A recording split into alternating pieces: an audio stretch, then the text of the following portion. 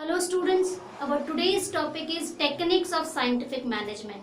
In my previous video, I have explained to you the principles of scientific management which was given by Frederick Winslow Taylor, most popularly known as F.W. Taylor. Okay, he has coined the term scientific management. ये सब हमने देखा था, उनकी history देखी थी. He was born in USA in 1856. Okay, he was working with Midvale steel company. Okay, वहाँ पे अपना वर्क परफॉर्म करते करते उन्होंने कुछ principle, scientific principles of management के उन्होंने फाइंड आउट किए थे, प्लस कुछ टेक्निक्स भी बताए थे साइंटिफिक मैनेजमेंट के. ओके, प्रिंसिपल्स के बारे में अगर आप जानना चाहते हो तो आपको मेरे प्रीवियस वीडियो देखनी पड़ेगी. तो आप सबको जानकारी चैनल पे जाइए, प्लेलिस्ट में आपको ये सारे वीडियोस मिल जाएंगे. ओके, अब हम टेक्निक्स ऑफ साइंटिफिक मैनेजमेंट की तरफ बढ़ते हैं. The very first technique which is given by F.W. Taylor is functional foremanship. तो सबसे पहले फोरमैन क्या होता है ये जान लेते हैं. लेवल्स ऑफ मैनेजमेंट की बात करूँ तो हमने देखा था 3 लेवल्स ऑफ मैनेजमेंट. ओके, नहीं भी जिन्होंने मेरी प्रीवियस वीडियो नहीं देखी है तो वो ये जान ले कि 3 लेवल्स ऑफ मैनेजमेंट होते हैं. एक होता है टॉप लेवल, एक होता है मिडिल लेवल, एक होता है लोअर लेवल, जिसको हम सुपरवाइजरी लेवल भी कहते हैं. तो वो जो सुपरवाइजरी लेवल के जो हेड होते हैं ना, उनको हम फोरमैन कहते हैं. जो एक्चुअली फैक्ट्री में, जो एक्चुअली प्रोडक्शन डिपार्टमेंट में अपना वर्क कर रहे होते हैं एज अ हेड, उनको आप फोरमैन कहते हैं. तो टेलर ने क्या कहा कि foreman should have some qualities. Foreman जो है उनके पास कुछ क्वालिटीज होनी चाहिए. And what are the qualities? देखो, foreman should be intelligent, educated, energetic, honest, expert and specialised. ये सारी क्वालिटीज फोरमैन के अंदर होनी चाहिए. अब देखो, ही हैज सजेस्टेड दिस. तो उसके बाद क्या हुआ, अब हम आगे बढ़े तो ये सारी क्वालिटीज एक इकलौते इंसान में पाना बहुत मुश्किल है. One person can not possess all the qualities. Okay, so what he suggested, what Taylor suggested, that the factory should be divided into 2 parts. The factory should be divided into 2 parts: planning department and production department.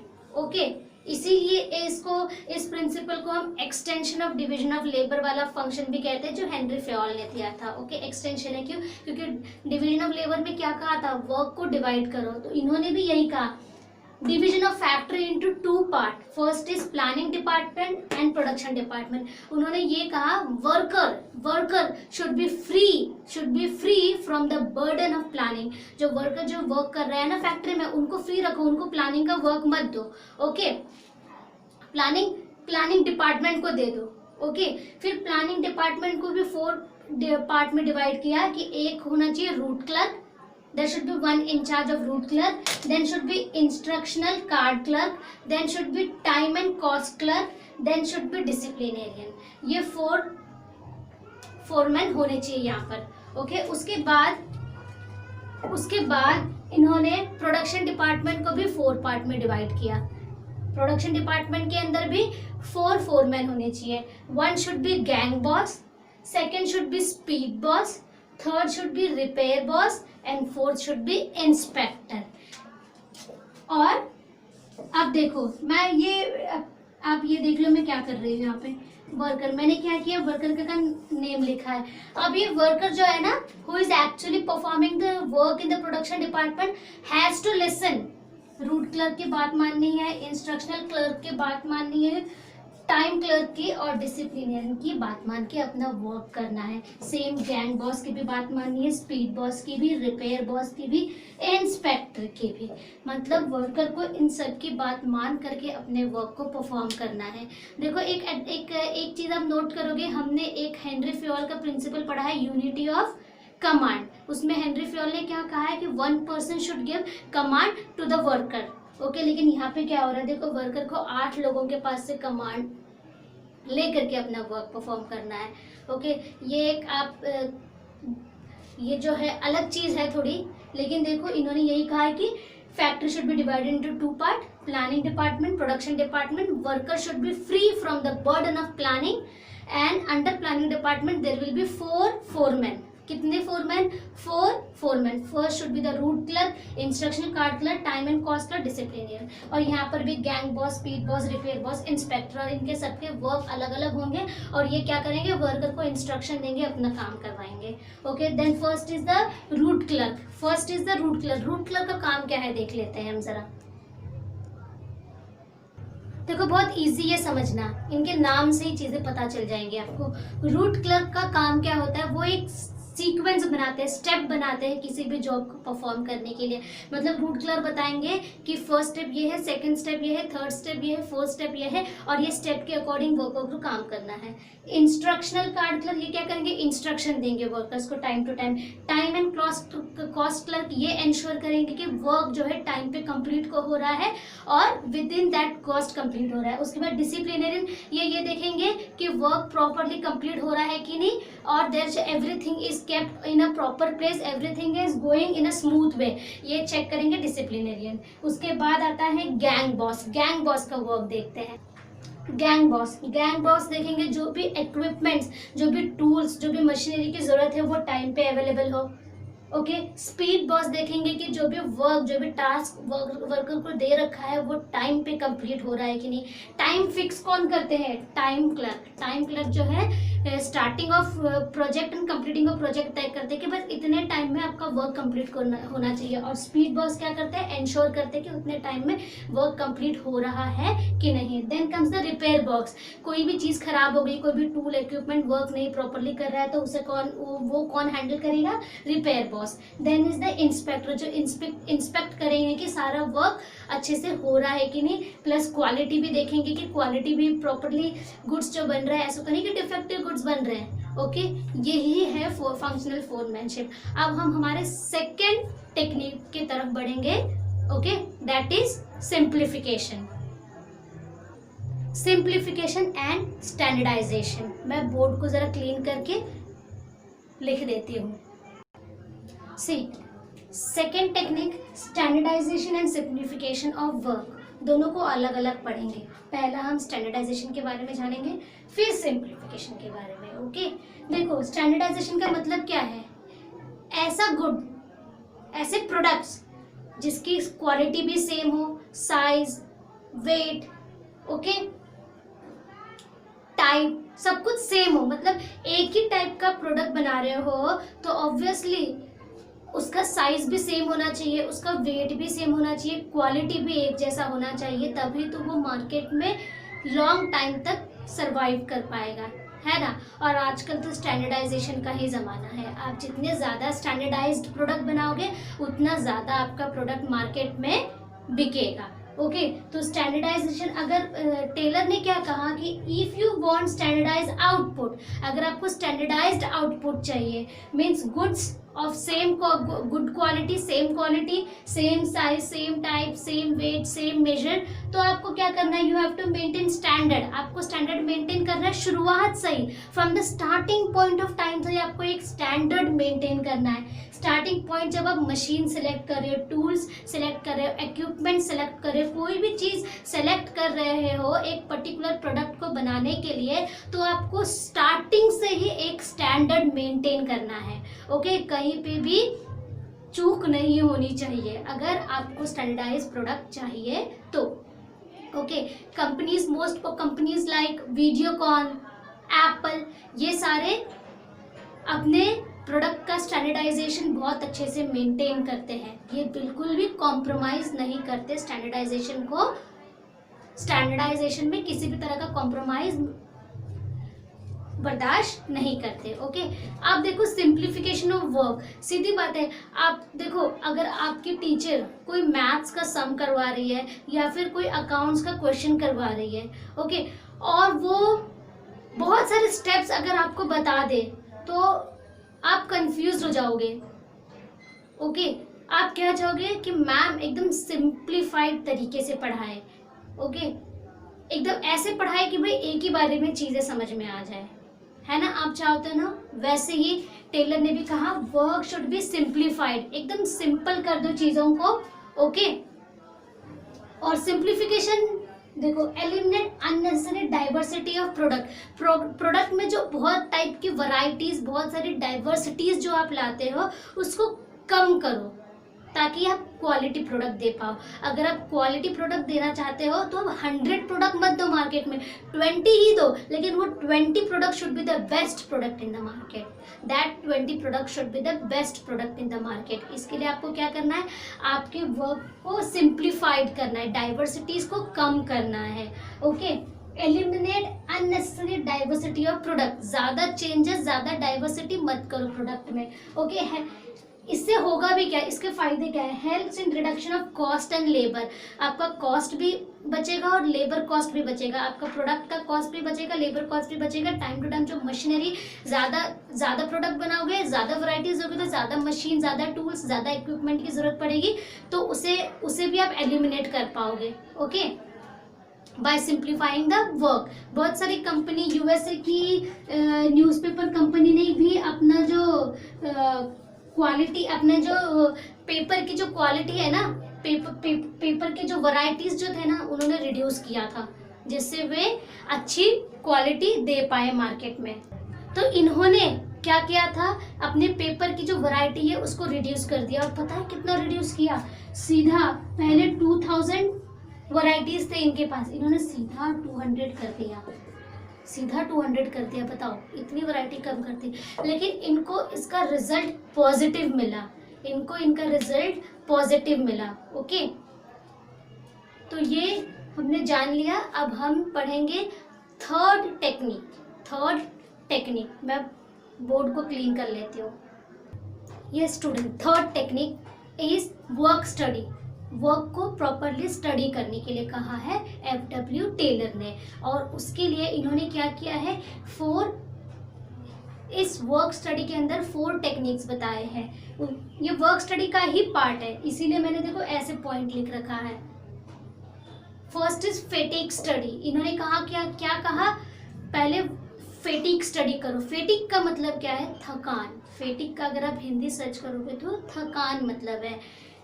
F.W.. Taylor ने क्या कहा कि आप किसी भी worker को एक work दे रहे हो, टास्क दे रहे हो, तो एक फेटिक स्टडी भी होनी बहुत ज़रूरी है। फेटिक स्टडी क्यों की जाती है, पहले ये देख लेते हैं। देखो, वर्कर अगर वर्क कर रहा है तो उसे ब्रेक चाहिए ना। अगर वो कॉन्टिन्यूसली 8 आवर्स वर्क कर रहा है या 9 आवर्स वर्क कर रहा है, तो उसको कुछ ब्रेक भी चाहिए।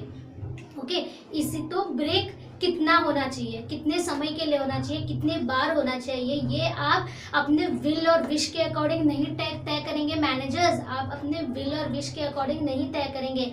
आप क्या करेंगे, फेटिक स्टडी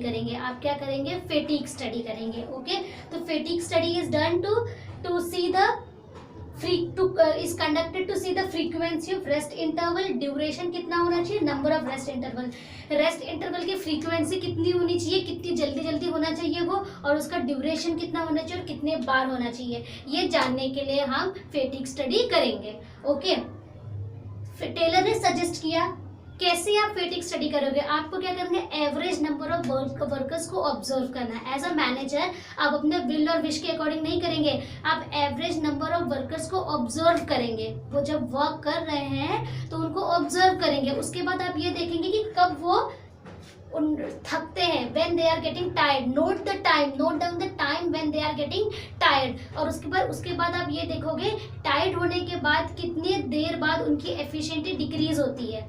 जब वो कंटिन्यूसली काम करेंगे, थकेंगे, तो एफिशिएंसी तो डिक्रीज होगी ही ना। थकान में इंसान ऑब्वियसली धीरे धीरे काम करेगा। तो आप क्या करोगे, देखोगे कि कब, नोट डाउन करेंगे टाइम कि कब उनकी एफिशिएंसी जो है वो डिक्रीज हो रही है। और एफिशिएंसी डिक्रीज होने के बाद आप उनको क्या करोगे, ब्रेक दोगे। आप क्या करोगे, 4 चीज़ें नोट करोगे। एवरेज नंबर ऑफ वर्कर्स जब वर्क परफॉर्म कर रहे हैं तो वो कब टायर्ड होते हैं, टायर्ड होने के बाद उनकी एफिशिएंसी कब डिक्रीज होती है वो देखोगे, और उसके बाद उनको आप ब्रेक दोगे। ओके, फेटिक स्टडी करेंगे ताकि वर्कर्स जो है वो प्रॉपरली वर्क कर पाए। थकान में इंसान काम करता रहेगा तो वो धीरे धीरे काम करेगा। उससे अच्छा अगर इंसान 5 मिनट का ब्रेक ले लेता है या 10 मिनट का ब्रेक ले लेता है, एक नैप ले लेता है, तो वो क्या होता है, दोबारा उठ करके उतनी ही एनर्जी के साथ वो वर्क कर सकता है। तो इनडायरेक्टली इससे क्या होगा, कंपनी का प्रोडक्शन इंक्रीज होगा ना।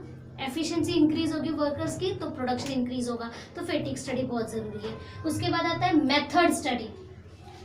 हमने प्रिंसिपल्स में भी देखा था कि हमेशा टेलर ने फोकस किया है कि there should be scientific study, there should be he always forced that and to use science in the management. Okay, science को यूज करो, साइंटिफिक प्रिंसिपल्स को यूज करो, एनालाइज करो चीज़ों को, साइंटिफिक मेथड्स को यूज करो, फिर एक बेस्ट वे निकाल कर लाओ किसी भी वर्क को परफॉर्म करने के लिए।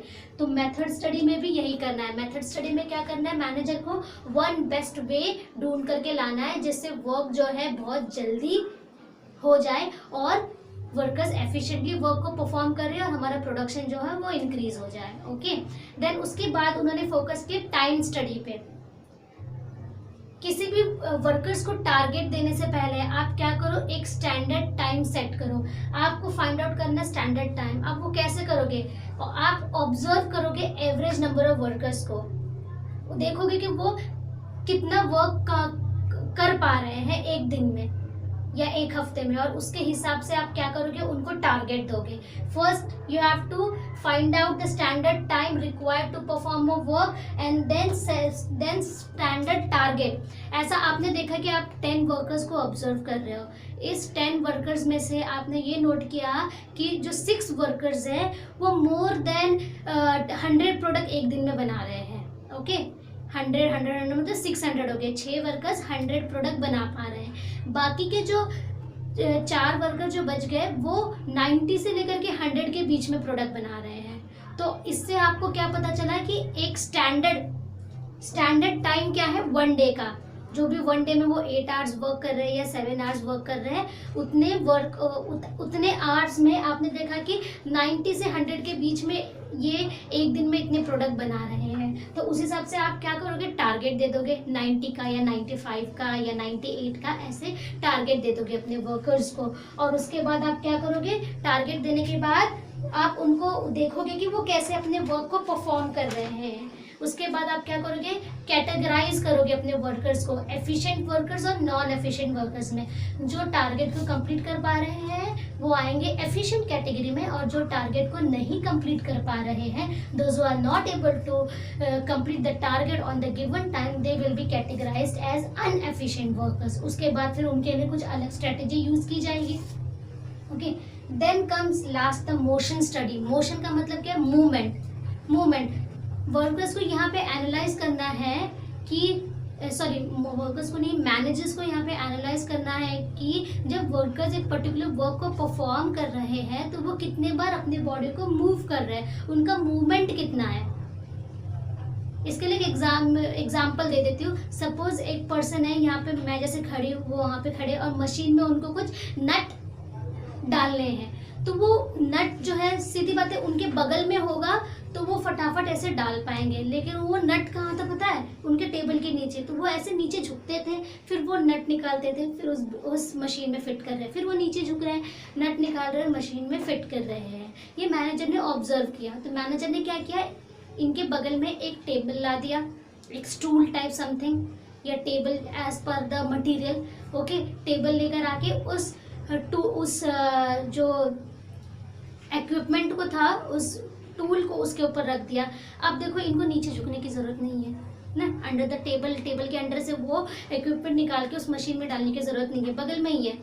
ऐसे हाथ रखेंगे और ऐसे टेबल में से निकाल करके आराम से डाल सकते हैं। इससे क्या होगा, टाइम बचेगा, है ना, एफिशिएंसी इंक्रीज होगी, प्रोडक्शन इंक्रीज होगा। ओके, जैसे अब ये प्रोडक्ट बनने के बाद ये प्रोडक्ट 3rd फ्लोर से 1st फ्लोर पे भिजवाना है या 1st फ्लोर से 3rd फ्लोर पे भिजवाना है, तो टाइम कंज्यूम होगा। आप एक काम करो ना, 3rd फ्लोर पे प्रोडक्ट बन रहा है तो उसे पहुंचाना है, तो 2nd फ्लोर पे जो 1st फ्लोर का वर्क है उसे 2nd फ्लोर पे कन्वर्ट कर दो। मतलब आप 3rd फ्लोर वाले को 1st फ्लोर पे जाने की ज़रूरत नहीं है या फिर ग्राउंड फ्लोर पे जाने की ज़रूरत नहीं है, आपके प्रोडक्ट बन गए, अब आप 2nd फ्लोर पे ही उसे दे दो। ओके क्या कर दिया, फ्लोर को ही चेंज कर दिया। ऐसे सारी छोटी मोटी चीज़ें करने से क्या होगी, कंपनी की एफिशिएंसी इंक्रीज होगी। आपको लग रहा होगा छोटी सी बात है, अंडर द टेबल के नीचे ही तो रखा है सामान, उसे निकाल करके उसे मशीन में डालना है, लेकिन अगर वही चीज़ बगल में रखी है तो इंक्रीज होगी आउटपुट में डिफरेंस दिखेगा। ओके तो ये हो गया इसके बारे में। अब एक लास्ट बचता है, उसे भी हम अभी कंप्लीट करते हैं। मैं थोड़ा बोर्ड को क्लीन कर देती हूँ। Now the fourth technique is differential piece wage system. Differential piece wage system. अब वर्कर्स को क्या मिलता है, वेज। एम्प्लॉयज को क्या मिलती है, सैलरी।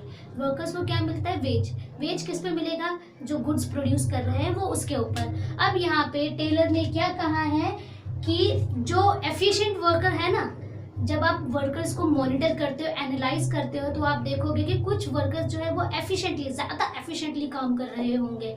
तो आपको क्या करना है, जब आप देख रहे हो कि वो मिस्टर ए, समझो वर्कर ए है जो कि एक्स्ट्रा वर्क कर रहा है, उनकी एफिशिएंसी दिख रही है, वो जो गुड्स प्रोड्यूस कर रहे हैं वो ज़्यादा है as compare to other workers, तो आप क्या करो, उनको एक्स्ट्रा पे कर दो। Paying extra to efficient workers. किसको पे करो, एफिशिएंट वर्कर को। यहाँ पे हमारे एग्जाम्पल में कौन है extra efficient workers, mister A.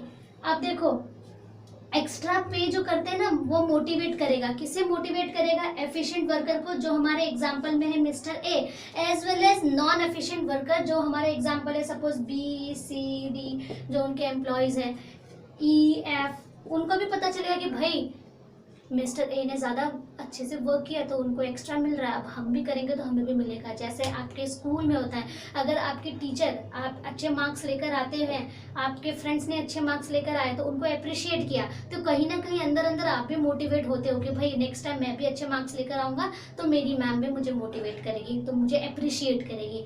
तो extra wage differential piece based system के अंदर ये क्या बात कर रहा है एफडब्ल्यू टेलर, कि सबका जो वेज है वो उनके वर्क के अकॉर्डिंग होना चाहिए, उनके एफिशिएंसी के अकॉर्डिंग होना चाहिए। जो ज़्यादा एफिशिएंट है उनको ज़्यादा पे करेंगे और जो कम एफिशिएंट है उनको कम पे करेंगे। एफिशिएंसी बेस्ट वे है मोटिवेट करने का एम्प्लॉयज़ को। ओके एक्स्ट्रा वेज दे करके, एक्स्ट्रा वेज एक बेस्ट वे है एम्प्लॉयज़ को मोटिवेट करने का। उसके बाद आता है लास्ट है मेंटल रेवोल्यूशन। ये पिछली वाली वीडियो में भी हमने बात की थी, है ना। मेंटल रेवोल्यूशन जो हमने सेकेंड प्रिंसिपल पढ़ा था एफडब्ल्यू टेलर का। मेंटल रेवोल्यूशन का क्या मतलब है, दिमाग का जो थिंकिंग है उसको चेंज करो। हमेशा क्या होता है एक ऑर्गेनाइजेशन में, वर्कर्स ये सोचते हैं कि हम वी आर अंडर पेड, हम जितना काम कर रहे हैं उसके हिसाब से हमें वेज नहीं मिल रहा है। और दूसरे साइड जो मैनेजर्स हैं वो ये सोचते हैं कि ये वर्कर्स है ना, they are good for nothing, इनको जब तक डांटो नहीं, इनको जब तक इनको प्रेशर नहीं पुट करो तब तक ये आउटपुट नहीं देते हैं। ठीक है, तो एफडब्ल्यू टेलर ने कहा ये बिल्कुल ही गलत है, ऐसा बिल्कुल भी नहीं होना चाहिए। हमें ऑर्गेनाइजेशन में एक पॉजिटिव एटीट्यूड रखना है, वर्कर्स को अपने मैनेजर के टुवर्ड्स पॉजिटिव एटीट्यूड रखना है, सेम मैनेजर्स को अपने वर्कर्स के टुवर्ड पॉजिटिव एटीट्यूड रखना है। मैनेजर्स को ये सोचना है कि भाई ये वर्कर्स है, ये गुड्स प्रोड्यूस कर पा रहे हैं तभी तो हम मार्केट में बेच पा रहे हैं। सेम वर्कर्स को भी ये सोचना चाहिए कि भाई हमें, हमारा जो ऑर्गेनाइजेशन है अच्छा पे दे रहा है, एक्स्ट्रा पे दे रहा है, हमें मोटिवेट कर रहा है, हमें अप्रिशिएट कर रहा है। हमेशा पॉजिटिव थिंकिंग रखना चाहिए और कोऑपरेशन होना चाहिए ऑर्गेनाइजेशन में। ओके कोऑपरेशन होना चाहिए, जिससे क्या होगा, वो मैनेजर्स को अपनी प्रेजुडाइज वाली फीलिंग को साइड में रखना है और अपने वर्कर्स के बारे में पॉजिटिव सोचना है। सिस्टमेटिक थिंकिंग होना चाहिए, दिमाग को यूज करना है। ओके हमेशा हमें ऑर्गेनाइजेशन के बारे में सोचना है। ओके ये कॉन्फ्लिक्ट, क्वेरल जो होते हैं, जो केओस होता है, जो हम ये सारी चीज़ों को अवॉइड करना है ताकि हमारा जो ऑर्गेनाइजेशन है वो ज़्यादा से ज़्यादा ग्रो करे। ओके ये थी टेक्निक्स हमने देख ली साइंटिफिक मैनेजमेंट की जो एफडब्ल्यू टेलर ने दिया था। वीडियो अगर आपको अच्छा लगा हो तो प्लीज़ like करें, share with your friends and also subscribe to the channel. Hit the bell icon so that you can get the notification on time. Okay, thank you and have a nice day.